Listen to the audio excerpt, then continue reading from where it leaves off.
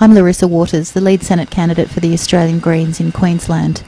Last week I accompanied Senator Bob Brown to the Darling Downs, where massive proposals for open-cut coal mines and coal seam gas mining are underway in some of our best farmland. Over back in the trees there, they do have plans of putting in a significant compressor station and things like that. So where's the gas and water going?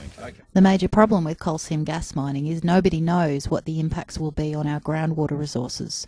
We're gambling with the future of the Great Artesian Basin and some of the best food-producing land in Queensland. You know, the fact remains though, it takes 20 years for the soil to actually recover from having that done to it. You know. We then visited a local farmhouse where Bob spoke with farmers and promised to raise this issue with Julia Gillard. I will bring up this issue of coal seam gas exploration and ask her to come and visit the Darling Downs in her first year as Prime Minister if she's re-elected. And I'll put the same to Tony Abbott because I see him on occasions, because it is important for political leaders to speak to communities that are affected. The lobbyists can enter their offices in Canberra, but there's nothing substitutes for coming to a region and understanding and hearing from people themselves what the issue is. I've also, with the press release today with Larissa, called on Peter Garrett to put a moratorium. And you'll know that word because it's easy, and farmers have been affected by that, as Wayne reminded me this morning. Why not the coal seam gas explorers and big corporations like Royal Dutch Shell? An international company with massive clout in political circles everywhere. The Minister for the Environment, Larissa, reminded me yesterday, because she's an environmental lawyer, has the power to bring in a regulation now, if he wanted to, while Parliament's not sitting, to put a stop on coal seam gas until the water, the food, the biodiversity, the soil issues are understood. And of course it's a simple thing these days. If you're going to do something, understand the consequences of that before you do it, not afterwards. That's just plain common sense. That's the precautionary principle. And that's central to our thinking. Next we travel to Felton Valley, where they want to put an open-cut coal mine and a coal-to-liquids petrochemical plant. Locals have been fighting this proposal for more than 3 years, and Bob Brown spoke with them and with the gathered media. Privatise their profit, but socialise all the costs. We're about saying that they don't get away with that, but they pay their fair due. And you can't eat coal. You need food, and food needs good water resources.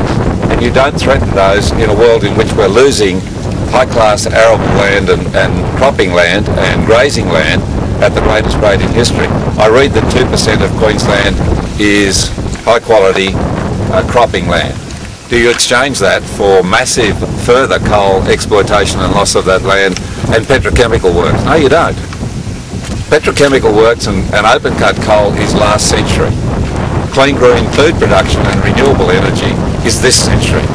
And the people of Felton here are way ahead of both the coal corporations and meant too many politicians in 2010 in seeing where the future lies. Our commitment is with the food, not with the coal, when it comes to the alternatives for the people in this region. After the federal election.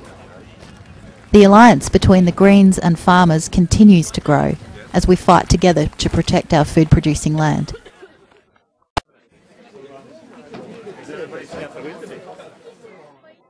This bunch of celery, you know, the great asset about celery, I'm told, for those of us who need to diet occasionally, is that you consume more energy eating it than you actually get out of it. So if you eat enough, you actually disappear into the cell. And it just strikes me that we have alternatives to coal, but we don't have alternatives to food. So why are we gambling with the less than 3% of good quality farmland that we have in Queensland when we have mining tenements on 80% of the state? So thanks very much.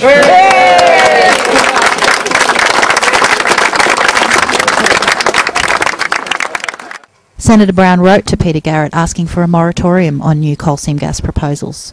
And a few days later, the Minister announced that he is seeking further information about the impacts on groundwater from coal seam gas projects in the Darling Downs. This is a temporary reprieve, but it's a win for the Greens and the farmers. In the new federal parliament, the Australian Greens will fight to improve our federal laws so that coal seam gas activities can be fully examined for their impacts on groundwater, on farmland and on the climate. We need a Green Senator for Queensland to continue the fight on these issues. Spoken by Larissa Waters, Senator Bob Brown, Wayne Newton and Rob McCreath. Authorised by Senator Bob Brown, Canberra.